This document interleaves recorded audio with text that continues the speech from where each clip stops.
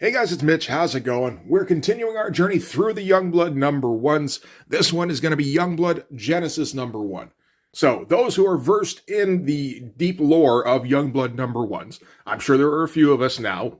We've spent a fair amount of time sifting through this material. If this was a graduate class, we'd all be working on our thesis about now.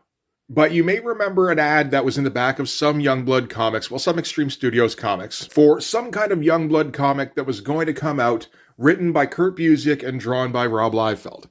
There was sort of an implication that it was going to be a Youngblood Year One kind of situation, and then just nothing ever happened with that, as far as anybody knew anyway. Years went by, Kurt Busiek got more and more popular. I think the original pitch for the Youngblood Year One thing was meant to come out in 1994, which was a couple of years before Kurt Busiek's name kind of took off with Marvel's. And then, a couple of years after that, he's doing Astro City. And at that point, I don't think Kurt Busiek really needs Rob Liefeld's money too much. Particularly considering around that time, Rob Liefeld was starting to have himself some financial difficulties, really, in terms of trying to get comics out the door. But either way, Youngblood Genesis appears to be built off the bones of that original pitch. This is a 2003 release, so almost 10 years after the original pitch was delivered. Rob is no longer associated with Image Comics. Maximum Press is no longer a thing. Awesome Entertainment is no longer a thing. He's had to shut the doors on that a little while ago. So now this one is going to be put out by Arcade Comics. This is the same as Youngblood Bloodsport. In fact, this comic is coming out the same month as Youngblood Bloodsport, which is strange for a whole lot of reasons, and we'll get into that. So first we can start on the cover for this. This is a weird looking cover. I'm not sure exactly what Shaft is doing here. Whether, maybe he's one of those guys who, limbs run at different temperatures. So, his right arm and leg, they were fine. They were the right temperature, but his left arm and leg were running a little bit hot, so he had to bury them in some snow. Either that, or he's popping out of the snow like we discovered Shaft's snow fort. I don't know what's up with the snow. There's no snow in this comic. There are different variant covers for this comic, featuring all the different members of Youngblood coming out of snow forts, as far as I can tell. I don't know what's up with that. As far as I know, the guys drawing this think people coming out of snow looks cool. That's about it. The artwork itself looks mostly competent, although there's some weird little lapses here and there. And that's going to be the case throughout the issue. The talent that Rob has put on this book, it's all people who are just getting their start in comics, as far as I can tell, which is odd. And the pencilers in particular look as though they're not just influenced by certain people. It feels like they're trying to copy directly from certain artists. I don't think they're tracing necessarily, or if they are, I don't recognize the images that they would be tracing off of. But there's definitely different artists that they're referencing at different points throughout. So this figure here, it looks pretty solid, really. There's a good amount of black in the figure. That said, the musculature isn't quite right. The anatomy isn't quite right. There's just not enough room in the crotchal region here. There's some weird kind of scribbly rubberiness going on with the hand here. I'm not sure if the artist was actually able to pull off that hand. There's the face looks a little off, though that could just be down to style. It's a weird effect because it presents as though, this is drawn by somebody who knows quite a bit about drawing. And then you look just a little bit closer, it's wait a minute. With the lapses here and there, I get the impression you don't know as much about drawing as you're making it look like you do. It's interesting. Like I said, we'll find out more about that as we go. So this is Youngblood Genesis, plot by Kurt Busiek. So this is all built off of the outline or whatever that he originally came up with. Script by Brandon Thomas. I don't know who that is. This is the first time I'm hearing that name. This is the first comic he's ever worked on. He would go on to write a bunch of other comics. I don't know that he had the most prolific career, but he definitely had more than just a few under his belt. But this is where that starts.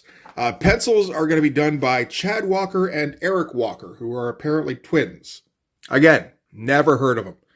Rob Liefeld, inks and finishes. Don't think I've heard of him either. He's probably getting his start in comics around this time. I'm sure he's very excited. And color by Matt Yackey. He was working for Liefeld even back then, eh? But yeah, all of the active contributors on this book, they're all there's no names attached to this. These are all fresh faces, which is very strange considering, like I said, this is coming out the same month that Youngblood Bloodsport is coming out. And that book is drawn by Rob Liefeld and is written by Mark Miller. That one's all about the names. It's a curious thing because the Youngblood property is in a state of constant soft reboot. Always has been ever since Rob completed issue 10 of the first run. There's always been a sense that Rob is trying to recapture the energy of the original Youngblood #1, and he's never really been able to do it. Volume 2, he was using just in-house creative guys. So you get the impression he thought that just the name itself was a big enough deal that he could get some decent sales numbers off it. Didn't really end up being the case. Volume 3 was when he was like, okay, you know what I need to get? I need to get me a superstar writer, like the best writer in comics, and I'll get an up-and-coming talent on pencils. So he got Alan Moore and Steve Skroce. That didn't do much for sales either. Bloodsport, it's more like Rob Liefeld's thinking, you know what? I just need to get the hottest writer. Never mind the best writer. And then I'll draw it myself, and that'll drive the hype. And as far as I can tell, like almost no copies of Youngblood Bloodsport made it into comic book stores. Youngblood Genesis too. Like according to Comic-Con, there were no Youngblood comics that were ordered through Diamond in 2003. Now, maybe that's part of what Arcade Comics is. Maybe they have their own distribution. I don't know. That would be kind of inefficient, I think. But then again, from what I understand, so is Diamond. So maybe it's the kind of inefficiency that kind of cancels out. The only thing I could see regarding sales in this was some kind of anecdotal story about Rob Liefeld selling Youngblood issues at conventions around this time. So I don't know if that's what this is, if this is some kind of convention special. I know that's what he eventually did with issue 2 of Youngblood Bloodsport. But I would think these issue 1s would at least get some kind of proper distribution. I just can't find any evidence of it. The indicia down here is also very interesting. I decided to take a look at what the copyright information is, because sometime in the either the 2000s or the 2010s, Rob Liefeld lost ownership control of Youngblood. As far as I can tell, no one's 100% sure about why that is. It seems to be something about a deal that he had with some kind of media development that maybe there was a clause stating that if Rob backed out, the other party would assume ownership of the properties in question, which would include Youngblood. So I was thinking like, okay, so is this around the time that that's happening? Or is it shortly before? Like, what's the deal there? So it's interesting because, you know, on the first volume of Youngblood, of course, everything is trademark and copyright Rob Liefeld. Volume 2, same thing. Volume 3, everything is trademark and copyright Awesome Entertainment, which is probably a problem when their primary investors pull out and all of a sudden Awesome Entertainment has to shut down. So it's like, what happens with those properties then? Well, I guess the ownership rights just transfer to a new entity because now Youngblood is trademark and copyright Ripley Incorporated. What the hell is Ripley Incorporated? I'm pretty sure that's Rob. You know, Ripley was the pseudonym that he used when he was writing Brigade number 6 and 7, because Rob Liefeld likes to use pseudonyms to make it look as though he has a bigger staff than he actually has, which has always felt like, dude, why don't you just hire more people? You've always made a big deal about how you made so much money and how you paid everybody so much money. Just hire more people if it's that big a deal to you. But whatever, that's Rob's company in 2003. It's Ripley Incorporated. The 2008 series, written by Joe Casey, it's back to Rob Liefeld. 2017 series, which seems to have minimal involvement from Rob, is also trademark and copyright Rob Liefeld. And then the new series is trademark and copyright Rip Media Inc., which I didn't notice on my run-through, but that seems like a derivation of Ripley Incorporated. So it seems as though, at least through publication, Rob Liefeld has never lost complete ownership of Youngblood as a property. Maybe he lost a lot of rights, like licensing rights. Maybe he had to get permission to do any kind of publication. Or maybe it was in one of those gaps, in between 2003 and 2008, 2008 and 2017. That's kind of the biggest gap there. Or 2017 and 2025. I actually think that last one might be the most likely era, just based on those copyrights. Again, the fact that he's not going with Youngblood is trademark and copyright Rob Liefeld in 2025 is a little bit surprising. It does mean that he's trying to protect himself a little bit, which suggests that maybe, the whole rights situation is sort of a recent development. Anyway, getting back to this, we've also got Merritt Michaels involved in this on lettering and production as he was on Youngblood Bloodsport. And then we got the president, Jimmy J, who seems to have been part of Arcade Comics in some kind of capacity. Maybe he's the money on this venture. I'm not for sure. Either way, it's Jimmy J, not Jimmy James. More's the pity. All right, so let's get into this. So this is going to be the formation of Youngblood. We're going to get a brief 9-panel grid showcasing different members of people who will eventually show up in Youngblood. We've got what I think is Sentinel here working on his armor. We've got Chapel here, who's part of Operation Night Strike. We got Riptide, and she was born on a pirate ship. We got Shaft, I think, in his really badly perspective bedroom. We're going to see a whole lot of pretty bad perspective in this issue. We got Combat, who has been captured, I believe, or is maybe piloting right now. Combat's ship crash landing on Earth is part of this comic, so I imagine he's piloting right about now. I don't know who this is. This might be Cougar. We can't see too well. Again, the perspective ain't quite right in this. We got Vogue here. We got Badrock in his bedroom. I like that. That's all right. And we got Die Hard on kind of a poorly perspective table. And there's some kind of news broadcast stuff going on here. The artwork is interesting because, like I said, there's aspects in here, like this central image of Combat appears to be pretty good. It appears to be pretty skilled. There's quite a bit of detail in here. There's some interesting shadowing going on. The proportions all look about right. You know, like that looks like a very professional looking panel. And then you look at something like this, and like the perspective's all wrong, and the figures look like awkward, and there's no definition whatsoever. I mean, it's not a very large panel, but still, like there's a huge difference in skill level between these two drawings. And there's a little bit of that going on all over. Okay, so from here, we've got some kind of thing shooting down through space. This is Combat's ship, and it's touching down. Okay, this is over Boston. We got a big 2-page spread. Very little narration or dialogue here. Just says, it's advised that Americans should remain in their homes if possible. Ellipses. There's a lot of ellipses at the beginning of this thing. It really fucking bothers me sometimes. There's some good stuff going on this spread. But again, it's sort of a weird mix. Like the shadows on the face here, there's some good stuff going on here. Like this cheek shadow here kind of blending down into the shadow under the jaw with the shadows under the neck. That's all right. What the fuck is this shadow? What is that denoting? That doesn't make any sense. Shadows on the jacket here also not making a whole ton of sense how they just kind of appear halfway down the jacket. That's not the most egregious thing or anything. It's just a little bit strange. The buildings in the background here are almost okay. There's something a little bit off about them. You know, they feel a little bit like early Extreme Studios artists, where it's just not quite a professional grade. There's a little bit of that going on too. It's getting covered up by Matt Yackey, because even in 2003, like he's starting to get ready for being the most important guy at whatever Rob Liefeld's new company is. Yeah, just sort of some odd stuff. Like, you know, at first glance, it appears to be a pretty good spread. And then you look a little bit closer, it's like, oh, no, I was wrong. This spread here is actually quite good for the most part, apart from, again, a couple of small lapses. I would say that the figures here, the artist in question, I don't know which one it is, because like I said, both of these twins, Chad and Eric, both get credited with pencils, so I don't know what that means. Whether one guy's better at backgrounds, whether they just kind of trade off panels here and there, which might account for a little bit of the discrepancy in the art, but probably not all of it. But on this page in particular, these figures appear to be taken from Travis Charest characters. That's how it looks to me.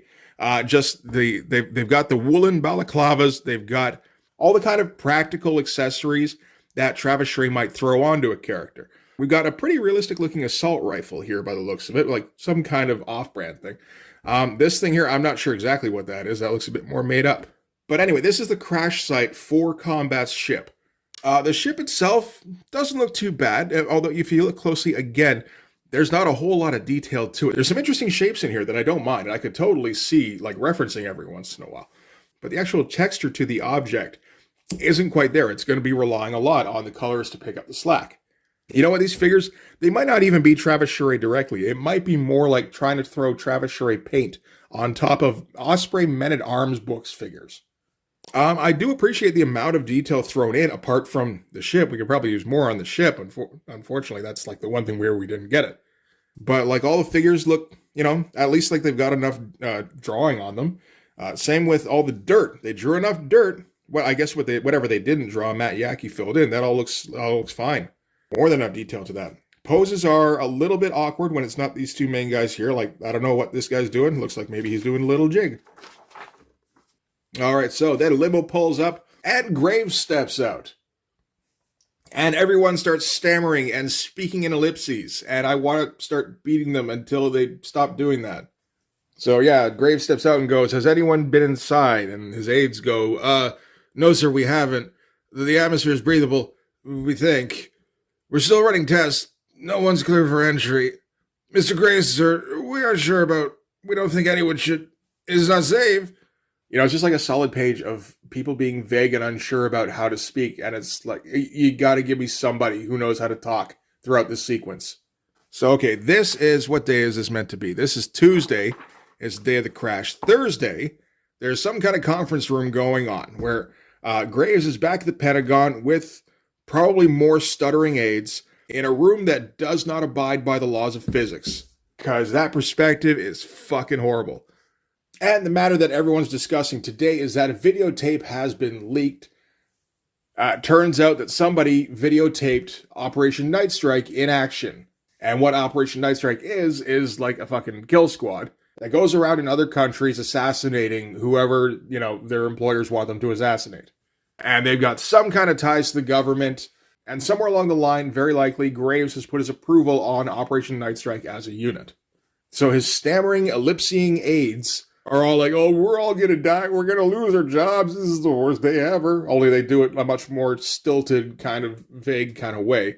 It is a little weird just having Graves, like, walking around and, you know, like, acting like, you know, he's just, like, regular official guy. It's like, isn't that guy the devil? Is he the devil in this continuity? I don't know. Because in the old continuity, it turned out he actually was. Like, he was literal Satan, had been kicked out of hell, and formed Youngblood as a scheme to go and take back the throne of hell. And once he got back into hell, he turned back into a giant red-skinned, cloven-hoofed demon with a fucking pitchfork. All that shit happened. And seeing as how this was originally written in 1994, which was before Extreme Sacrifice, like, first of all, I'm wondering if that was in the works at that time. I'm guessing, like, maybe not. Like, that might have been a detail Rob came up with right at the beginning of Extreme Sacrifice, which is why all of a sudden Agent Graves starts getting a bigger role. The other thing I'm thinking of is this whole sequence would have been very useful going into Extreme Sacrifice. Because going into Extreme Sacrifice, you have no idea who the fuck Agent Graves is. He shows up briefly in Youngblood number 6, and I think that's about it. Unless he shows up in Team Youngblood or New Men or Brigade or something like that. But like this kind of thing where he's, you know, just kind of behind the scenes, pulling strings, putting everything into motion, that would be very useful. So I could understand why he wanted to have this particular comic made at that time. Anyway, so we're going to be cutting to this tape that got leaked, featuring Cabot looking like a fucking old-ass man. He looks so very tired. And yeah, so this is Operation Night Strike, and they're operating, who knows really, somewhere South America maybe? Guatemala, okay. Where they're infiltrating some drug dealers, again, in rooms that just, they were borderline MC Escher with how bad the perspective is on these. And they're just busting in and shooting the place up. And like the audio is supposed to be terrible, which is why we're getting more ellipses. But the last remaining cartel guy is begging for mercy. And I guess this is Cabot here saying that they've come to give him a message, and then cut to Chapel saying, "God bless America," as Al Simmons and Cabot blow the cartel guy's brains out. And the stuttering aides continue to freak out about this and figure, oh shit, we better all update our resumes because we're going to get fired immediately. Whereas, you know, this seems a bit more like war crime shit that you could go up in front of a tribunal for and actually go to prison. But whatever, that's fine. In the middle of it, we're also getting an inner monologue from Graves, where he's just kind of like, this is so much nothing. I've got a fucking downed alien ship, which is going to change absolutely everything. And they're bothering me with a videotape. Like, yeah, okay, it's not great. But I was supposed to give a shit about, you know, pre-spawn blowing some dude's brains out. Doesn't mention the unit at all. Doesn't mention any kind of ties to my office. Who fucking cares? And I kind of like that. I feel like that's kind of a pragmatic approach. All right, later in the Pentagon, looks like Combat got imprisoned in the same cell as Hardigan from that yellow bastard. And Graves is coming to visit him, but he forgot to pack his big boy legs because, yeah, those legs don't fit that body, man. But, you know, he started drawing the head at the top of the panel. It's like, oh, I'm going to have plenty of room by the time I get to the bottom. He got to the bottom.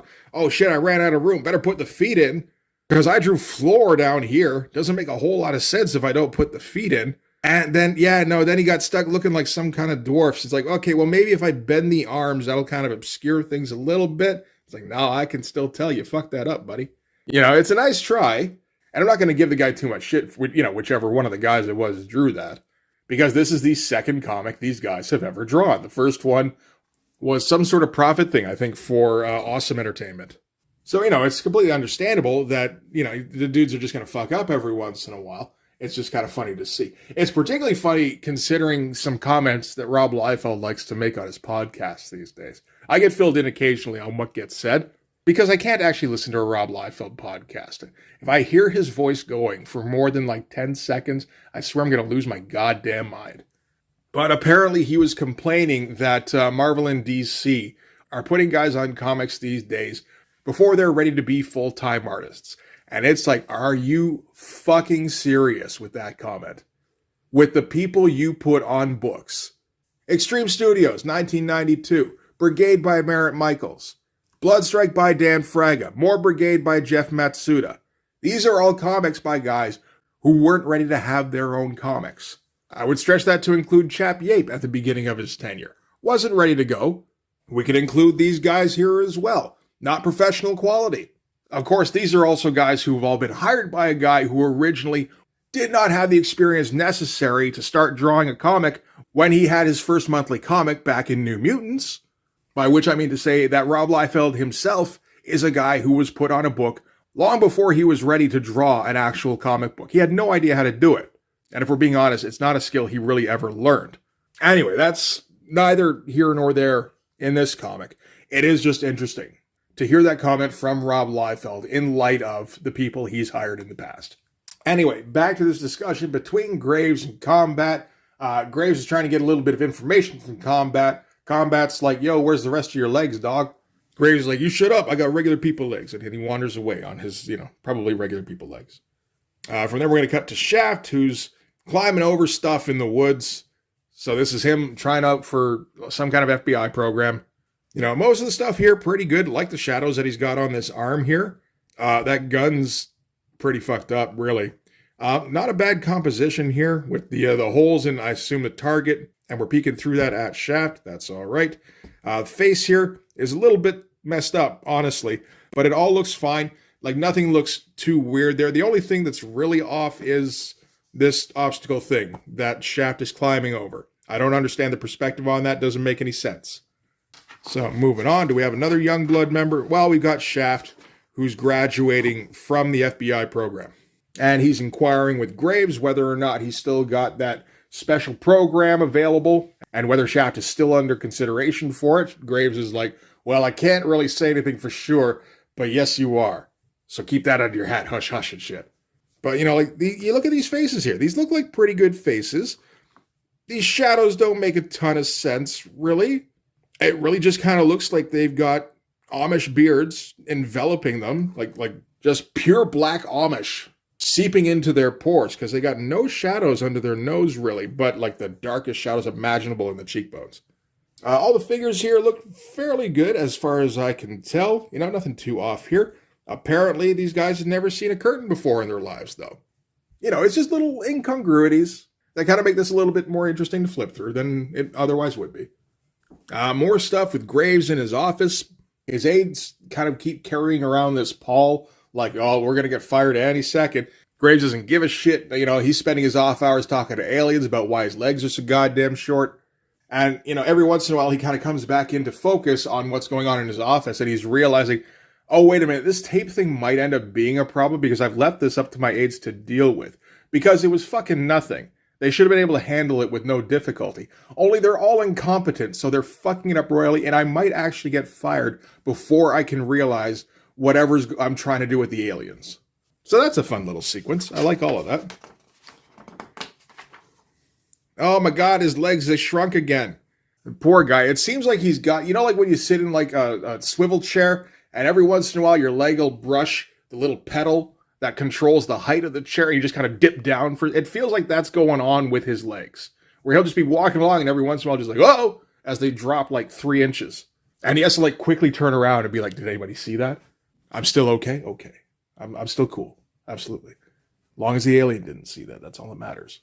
But he's getting notification regarding the Sentinel armor. And apparently involvement by the U.S. government has been shot down by some general. So, like, everything's kind of fallen apart for Graves here.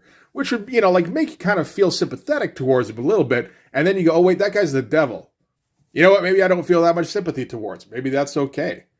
Maybe just bad things should happen to the devil. So up till now, Graves doesn't seem as though he's had much of an objective. It's really just been kind of getting through all this business with the videotape and, waiting for it all to blow over so that he can really get involved in some kind of research to do with that alien ship. But he doesn't seem to have an objective in mind just yet. And he's sitting around with his lackeys, and they're all, again, moaning their fate and talking about how they're going to get fired because that's all they could think to talk about. And they start talking about the Long Underwear Brigade and about how people love that superhero shit. If only we could get some of that superhero shit to work for us, to distract people, so they'll stop looking at our goddamn videotape. And that kind of flips some kind of switch in Graves' brain, and he's like, okay, you know what? I think I know what my focus is going to be now. So from there, he goes to some kind of room, some kind of high-tech room where Combat and Photon are free and, wandering around, although they do seem to have some kind of control collars on. So I guess this is aboard the Catellan ship that would have crashed, and maybe Combat's affecting repairs. I don't know. Seems to be kind of the case. And I guess Photon is helping, even though him and Combat are like bitter enemies, or at least some kind of enemies. This is before the remaster that would take place in 2008, which would really kind of highlight the rivalry between Combat and Photon. Right now, it's more like they just kind of, don't like each other too much. But Graves is going to offer Combat a position in a new team that he's putting together. Doesn't really say what it's for, doesn't say what Combat would get out of it, other than the fact that Graves has not been torturing him for information when he could have been.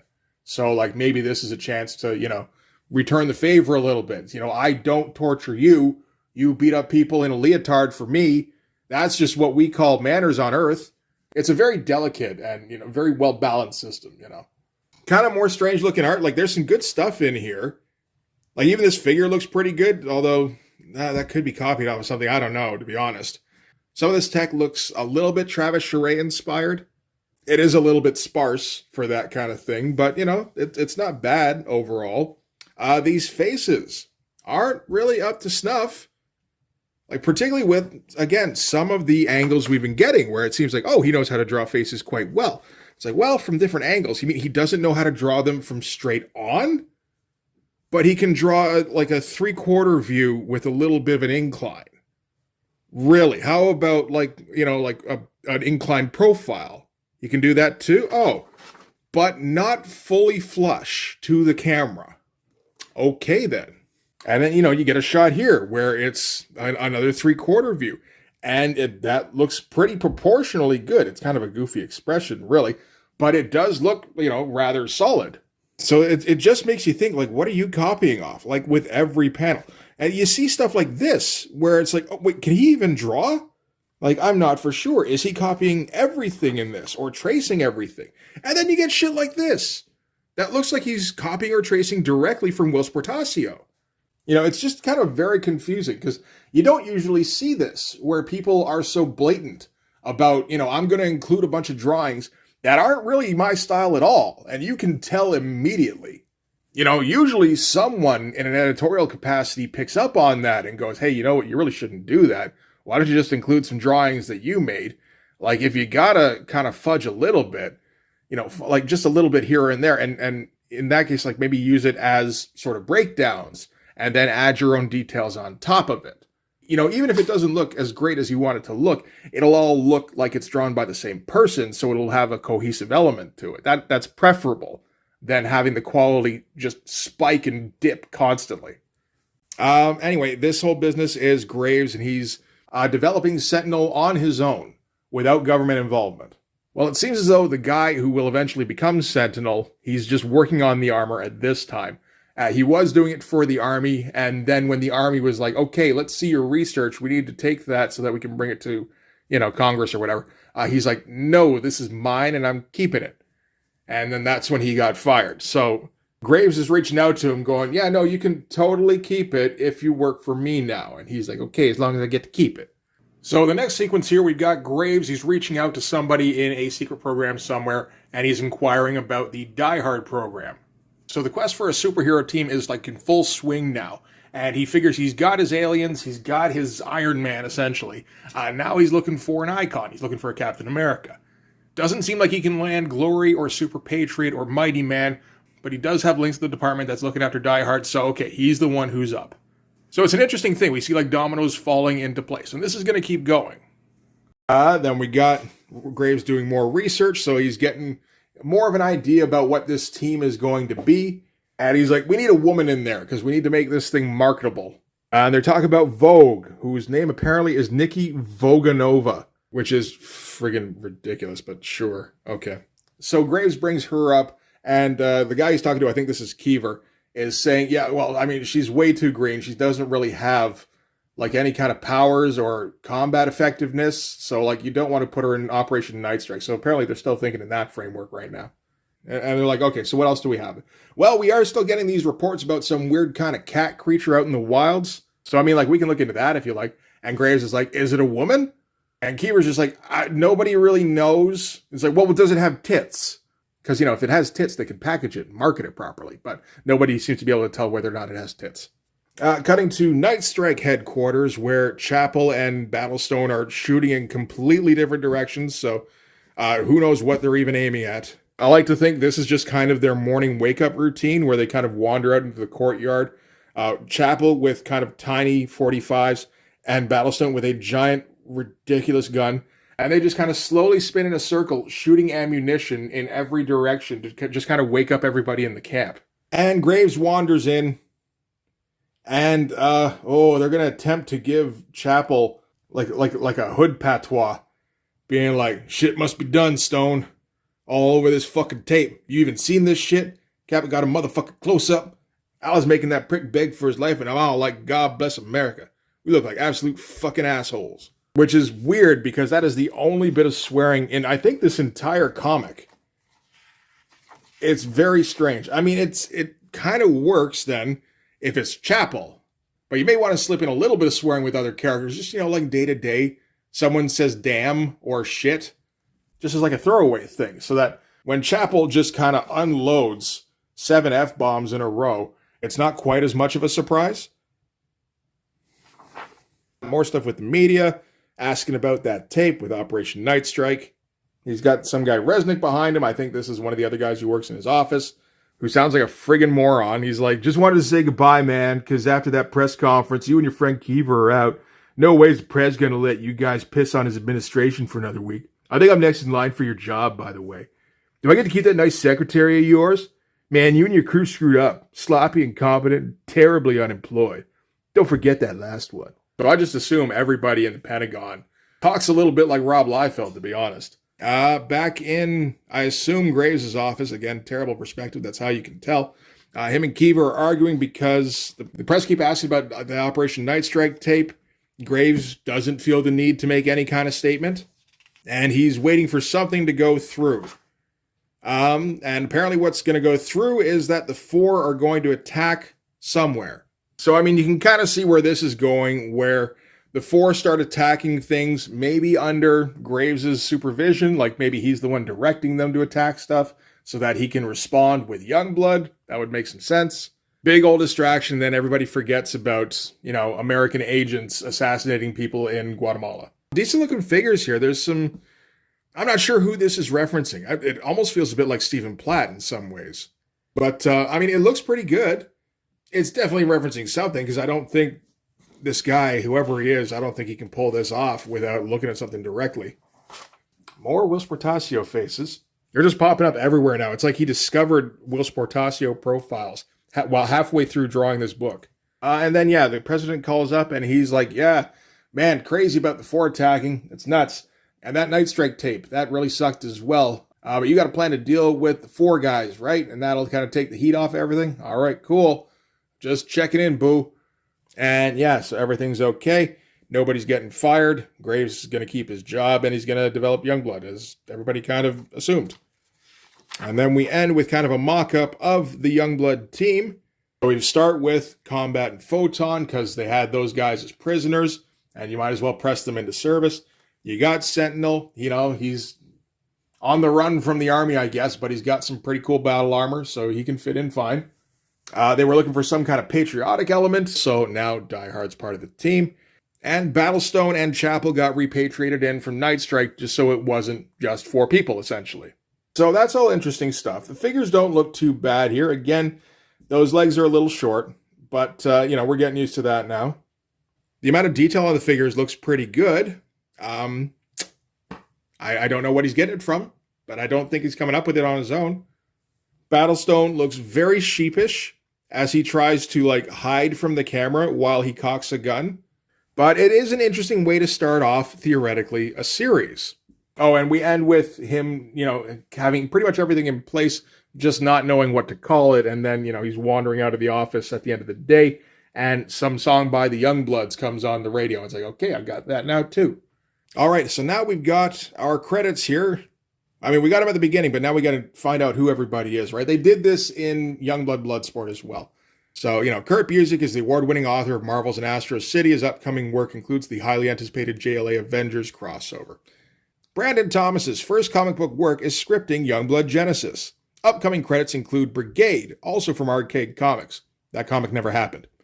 Eric and Chad Walker are graduates of the esteemed Kubert School of Art. The Dallas area twins come from a video game background as they have independently produced several top-selling computer role-playing games.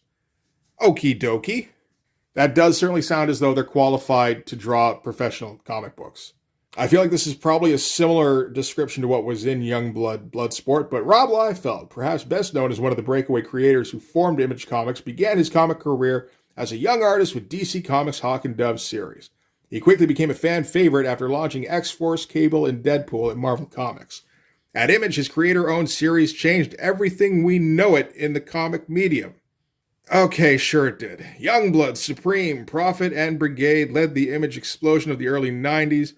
In addition to the new Youngblood Bloodsport series with Mark Miller, Rob pens an online comic strip entitled Shrink, which is fucking horrible. Which is slated for production as a feature film. Yeah, I think that was the same description that was in Youngblood Bloodsport. Merritt Michaels, creator of Demon Slayer, which is a comic that I'm just finding out about, and I'm going to see if I can track down some issues of, has recently completed a run of Alan Moore's Glory. Those comics do appear to exist. I might have to find those too. He is currently penciling a brand new Brigade series from Arcade Comics. Again, this is the same one that was theoretically written by Brandon Thomas. That series never happened. And Jimmy S.J. comes from a background in comic book retailing with his family business, J Company, and the website museumedition.com. He has worked with Rob Liefeld at Awesome Comics before starting Arcade. And then we get a missive from Arcade. And, Arcade just seems to be the next Liefeld company. But from what I can tell, Arcade does not last long at all. Like, if it lasts longer than 2 years, I would be surprised. I think it's closer to 1. But anyway, that is Youngblood Genesis number 1. I think as a concept, it's fine. Absolutely. It's kind of what was on the tin. It's Youngblood Year 1. It's just kind of interesting to see it, done.